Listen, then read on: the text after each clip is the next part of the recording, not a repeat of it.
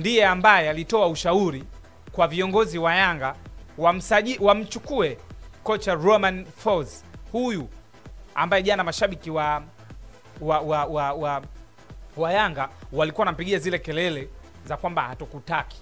Sasa taarifa, na hili mimi nalisema ni kwa sababu ni kama nilivyosema, ndugu yetu ama mimi kwangu ni kama brother, yani ni kakaangu Hassan Ahmed, ambaye jana alikuwa anatangaza mpira kwenye ile mechi kati ya Mbeya City na Yanga. Alisema kabisa inaelezwa. Ndio maana mimi nikasema sasa kama wewe unabisha ubishe, lakini tutakuuliza ulikuwepo kama unabisha. Hassan Ahmed alisema inaelezwa. Sasa uelewe, inaelezwa kocha wa zamani wa Arsenal ambaye ni mkufunzi na pia ni miongoni mwa wakufunzi kwenye shirikisho la mpira wa miguu duniani FIFA, ndiye ambaye aliwashauri viongozi wa Yanga wamchukue Romain Folz ambaye ni Mfaransa mwenzie, na akawaambia ni mtu ambaye atakuja kufanya kitu kikubwa sana kwenye timu yao na hawataamini. Na viongozi wa Yanga wakawa wamemchukua. Sasa kumchukua Romain Folz viongozi wa Yanga ulikuwa ni ushauri wa Arsenal Wenger, kocha wa zamani wa Arsenal, lakini kwa sasa anafanya kazi na shirikisho la mpira duniani kwa maana ya FIFA. Lakini pia Arsenal Wenger ni miongoni mwa makocha wakubwa duniani wenye CV kubwa, wanaoheshimika, ambao wamefundisha pia timu kubwa. Kwa hiyo utaona, na kama nilivyosema, kocha wa Yanga, kiongozi wa Yanga, rais wa Yanga Engineer Hersi Said, tumeona amesafiri sehemu mbalimbali duniani. Lakini pia yeye ni mwenyekiti wa vilabu barani Afrika, ni cheo kikubwa sana. Kama ilivyo kwa mwenyekiti wa vilabu Ulaya, mwenyekiti wa vilabu Ulaya ni rais wa Paris Saint-Germain ama rais wa PSG Nasser Al-Khelaifi, ndiye mwenyekiti wa vilabu barani Ulaya. Nasser Al-Khelaifi ambaye yeye ni rais wa Paris Saint-Germain. Kwa hiyo mwenyekiti wa vilabu Afrika ni Engineer Hersi, na tuliwahi kuona Engineer Hersi alikwenda paka Paris. Tuliona picha zile kipindi kile yuko na Nasser Al-Khelaifi ambaye ni rais wa PSG. Kulikuwa na picha pale, kulikuwa na mazungumzo, na tulieleza kipindi kile alikwenda kimwaliko. Lakini pia sio hicho tu, tumeona pia picha mbalimbali za rais wa Yanga na viongozi wakubwa wa soka duniani FIFA. Sasa kwa nini ubishe unapoambiwa Arsenal Wenger, kocha wa zamani wa Arsenal, ndiye aliyewashauri viongozi wa Yanga wamchukue Romain Folz, na akawaambia huyu mtu atawasaidia pakubwa. Hivyo inaelezwa, taarifa zipo hivyo, ambapo Romain Folz miongoni mwa wasifu wake amewahi kufanya kazi kama amewahi kuhudumu kwenye shirikisho la mpira wa miguu duniani FIFA, amewahi kuwa mfanyakazi hapo. Lakini pia ana CV zake zingine, wasifu wake unavyoelezwa. Kwa hiyo mnachoambiwa mashabiki wa Yanga, kocha wenu huyu ambaye mliambiwa ni kocha wa mwaka wa mbele, endeleeni kumvumilia, bado ni mapema sana kuona mechi tu ya pili ya ligi anafukuzwa. Na sawa, mashabiki amemtaki, na ndio maana hata afisa habari na mawasiliano wa klabu ya Yanga kwa maana Ali Kamwe alizungumza kwamba wamezisikia kelele za mashabiki, lakini watazifanyia kazi, ila bado ni mapema sana. Na hata mimi naamini bado ni mapema Romain Folz kufutwa kazi, kwamba mechi mbili tu, pamoja na kwamba Yanga inaonekana kwamba inacheza mpira ambao hauvutii, kwamba Yanga ndiyo wamekuwa wakipata ugumu sana kwenye uwanja wa Sokoine. Gamondi ya kupata matokeo pale, Gamondi alifungwa na EF, Gamondi Nabi ya kupata matokeo Mbeya. Kwa hiyo Romain Folz yeye ni nani apate matokeo? Si ajabu sana.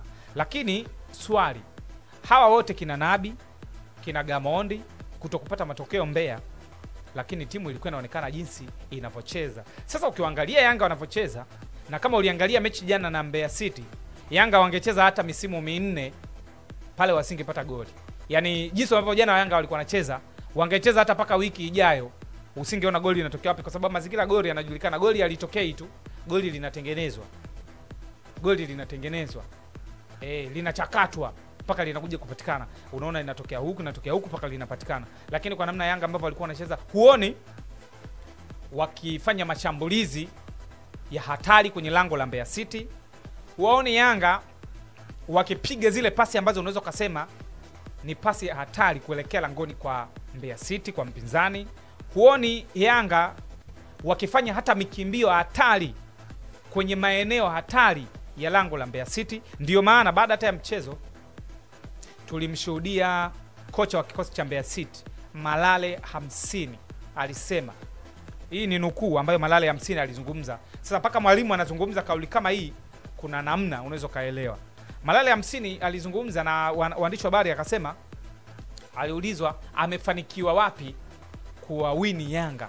Akasema miongoni mwa vitu ambavyo yeye amefanikiwa, akasema, mimi namnukuu hapa Malale 50, kocha wa Mbeya City, amesema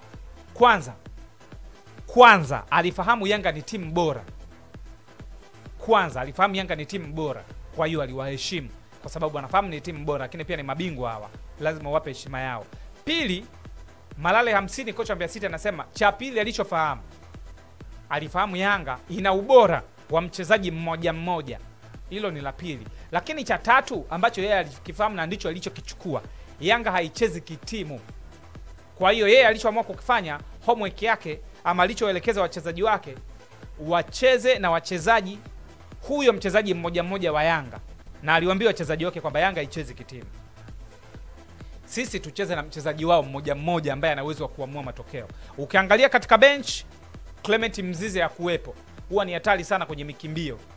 Hakuwepo Clement Mzize. Celestine Ekwa ambaye ameonekana ni hatari, kwa maana kwamba wachezaji wale ambao wanakuwa na speed wakiwa na mpira mguuni ni hatari, kwa maana kwamba anaweza kusababisha penalty, anaweza kusababisha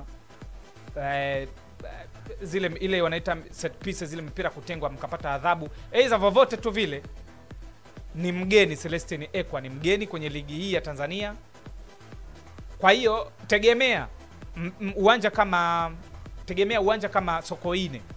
Tegemea timu kama Mbeya City ambayo wao, mimi naamini homework ama mazoezi ambayo vijana ama wachezaji wa Mbeya City ambao walifanya, na maanisha hivi, ukiangalia kichwani mentality ambao walikuwa nayo wachezaji wa Mbeya City tofauti na wachezaji wa Yanga. Yanga ni juzi Jumamosi iliyopita walikuwa na mchezo dhidi ya Weliete kwenye ligi ya mabingwa barani Afrika.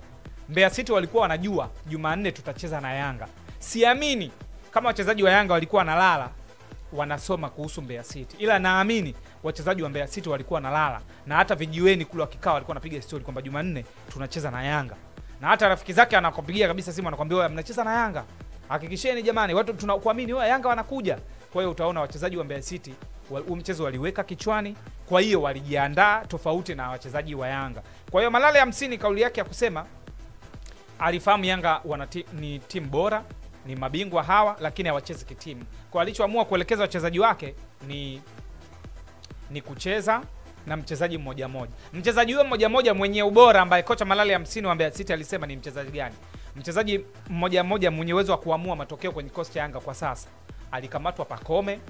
Utaona kuna mchezaji mmoja ambaye wa Mbeya City aliyechukua tuzo ya mchezaji bora wa mechi, yani ile man of the match, anaitwa Maranyingi. Jina lake la mwisho anaitwa Maranyingi. Ukimtafuta hapo utamuona. Wewe angalia tu mchezaji ambaye alichukua mchezaji bora wa mechi ya jana kati ya Mbeya City na Yanga anaitwa nani? Anaitwa Maranyingi. Huyu Maranyingi ndiye ambaye alifanya mara nyingi zaidi kuwazuia Yanga, hasa Pakome.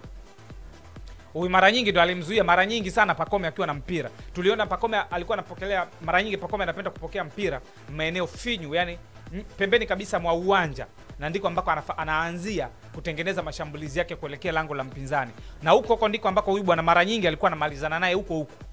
Na ndiko paka mpira unamalizika akawa mchezaji bora wa mechi. Kwa hiyo cha kwanza walianza na Pakome na wakafanikiwa. Lakini pia hali ya uwanja wa Sokoine alifichiki, sio rafiki sana, kwa maana hata mpira ulikuwa unadunda tu kama kitenesi. Kwa hiyo walifanikiwa akamzuia Pakome, mchezaji wa kwanza.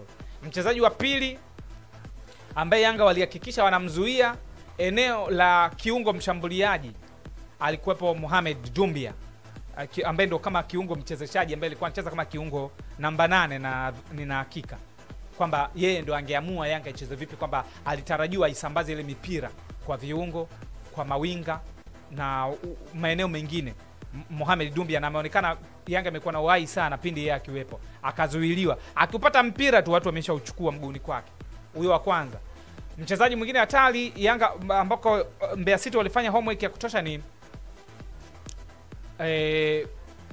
ni Max Nzengeli mpia, pamoja na kuwa na mchezo mzuri Maxi, lakini pia walimfanyia sana marking, kwa maana ya kwamba akiwa na mpira wanahakikisha wapo naye, yani hawezi kudribble, yani hawezi kukokota mpira kwa sekunde 30 mchezaji wa Mbeya City hajafika.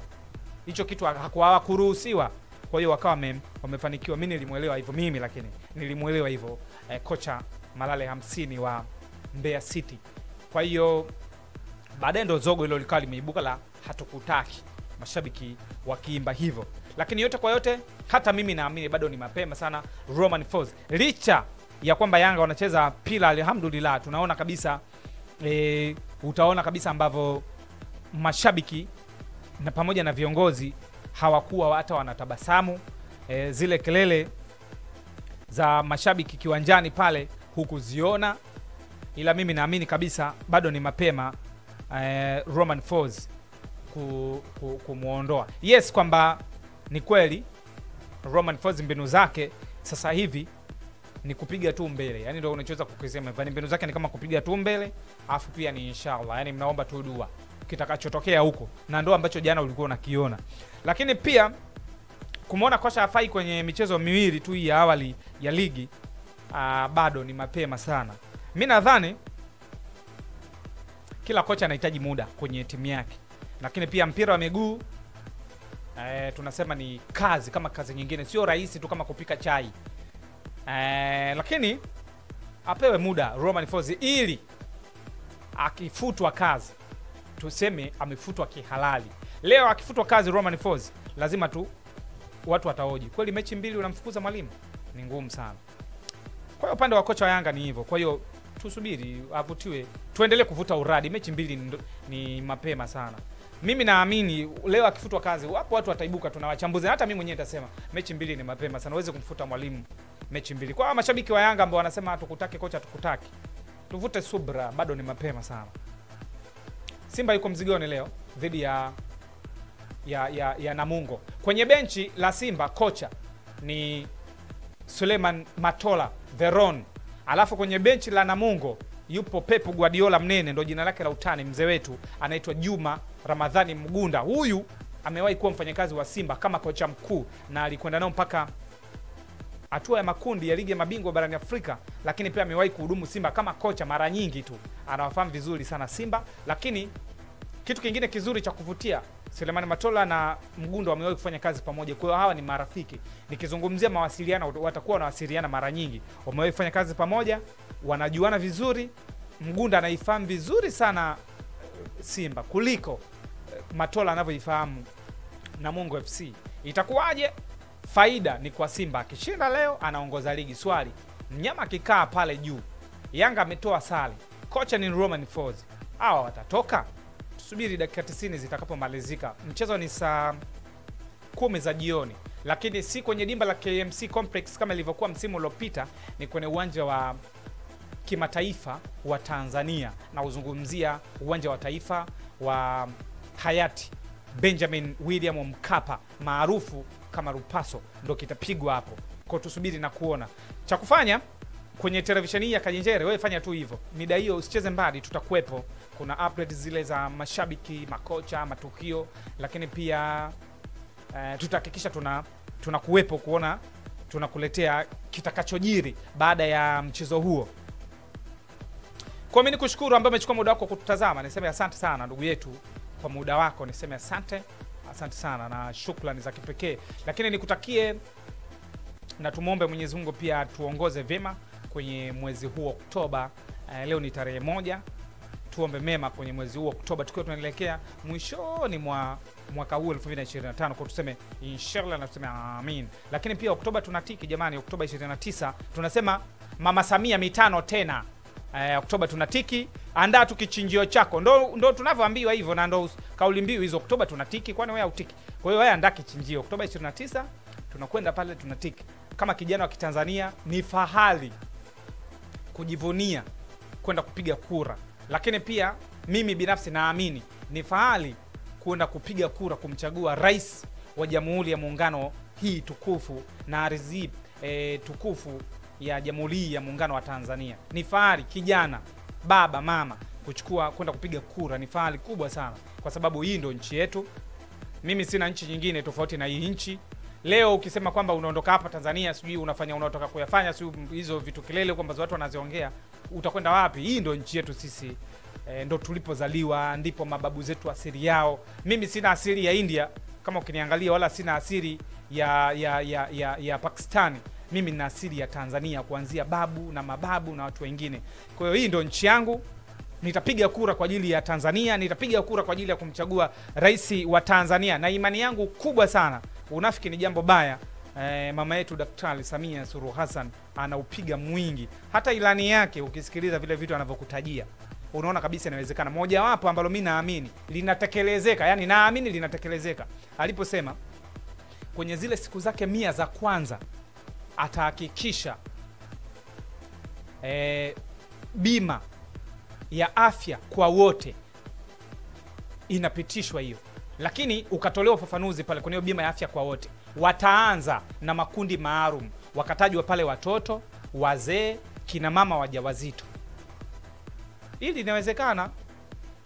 Linawezekana kabisa, kina mama, wazee na watoto, makundi maalum. Linawezekana hilo, linawezekana. Rais atalitekeleza kwenye zile siku zake 100 za awali. Lakini la pili ni la pili ambalo Rais Samia ambalo nalikumbuka alilisema ni kwamba atakapopewa ridhaa ya kuiongoza nchi, ni marufuku hospitali kuzuia mwili wa marehemu akiwa mtu amefariki. Sasa hivi tunajua, tumeshuhudia na hata siku zilizopita, ukiwa umefiwa ndugu yako, kwenda kumtoa huko unapewa bili ile ya marehemu, gharama alizozitumia wakati anafanyiwa matibabu. Ulipe kwanza ndio umchukue mwili. Rais Samia, Daktari Samia ameahidi kwenye zile siku zake 100 za kwanza, hilo ni marufuku. Mtu ikitokea, hatuwezi kuombea na wala huwezi kuogopa kifo, ni tumeombiwa sisi. Ndugu yako au ndugu yangu au nani amefariki, anatakiwa upewe bure. Mimi naona hizo ni vitu rahisi sana vinatekelezeka. Tofauti na ahadi zingine ambazo hata wewe ukisema uzifuatilie ahadi zingine ambazo zinawekwa kuna wagombea urais, unaguna peke yako, ngumu kweli kweli. Mfano kuna mgombea urais mmoja alisema atahakikisha kila Mtanzania anapokea mshahara. Mimi kiukweli hilo naona ni gumu, tofauti na hili la kuchukua mwili bure hospitali. Mimi naitwa Rashid Kasim, nilikuwepo hapa muda wote, lakini shukrani za dhati ni kwa fundi mitambo ambaye amekuwepo nyuma kamera na ambao ametufanya ututazame hapa kwa muda wote. Anaitwa Junior Matthew, ndio ambaye amekuwepo nyuma kamera siku ya leo, fundi mitambo. Kwa hiyo kesho nayo ni siku tutakutana hapa tena. Bwana, kocha wa Simba anatangazwa wiki hii. Kwa hiyo wewe tuendelee tu hivi taratibu. Twende tu hivi taratibu, ila kocha anayetajwa kwa ukaribu zaidi ni kocha wa timu ya taifa ya Madagascar. Jina lake ni gumu, kwenye picha hapo ukiangalia utaona tumemweka. Ndiye anayetajwa kupewa hiki kibarua. Huyu kocha amefika finali ya michuano ya CHAN. Finali ya michuano ya CHAN hii ilikuwa inawashirikisha wachezaji wanaocheza ligi za ndani hapa barani Afrika. Akacheza finali dhidi ya timu ya taifa ya Morocco.